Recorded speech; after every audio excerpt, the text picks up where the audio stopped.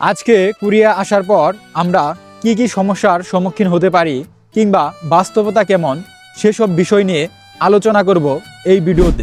শুরুতেই বলে নেই, আপনার যদি ভালো বন্ধুমহল বা সাপোর্ট সিস্টেম না থাকে তাহলে আপনার একাকিত্ব মনে হতে পারে শুরুতে কোরিয়াতে। কোরিয়া হচ্ছে একটি অত্যন্ত পরিশ্রমী দেশ।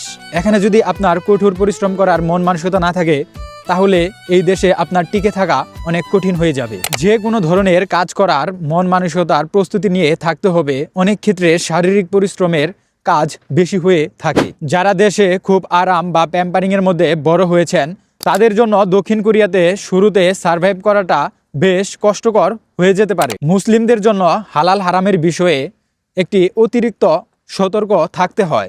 আপনার দক্ষিণ কোরিয়াতে যে কোনো জায়গায় যে কোনো খাবার খাওয়া চাইলেই সম্ভব নয়। রুটি থেকে শুরু করে চিপস সহ যে কোনো খাবারে এই জায়গায় হারাম উপাদান বেশি হয়ে থাকে।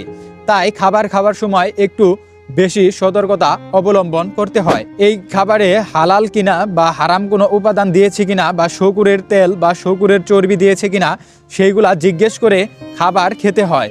তাই খাবার নির্বাচনে সচেতনতা খুবই জরুরি। তাই আমি এখন সর্বশেষে বলতে চাই, যারা কোরিয়াতে আসতে চাচ্ছেন বা আসবেন অতি শীঘ্রই তাদের জন্য রইল অনেক শুভকামনা। এইসব ভিডিও দেখতে চাইলে আমার পেজটি ফলো করবেন আর ইউটিউব চ্যানেলটি অবশ্যই সাবস্ক্রাইব করবেন। আর কি সম্পর্কে ভিডিও চান অবশ্যই কমেন্ট করে জানাবেন। ধন্যবাদ সবাইকে। আল্লাহ হাফেজ।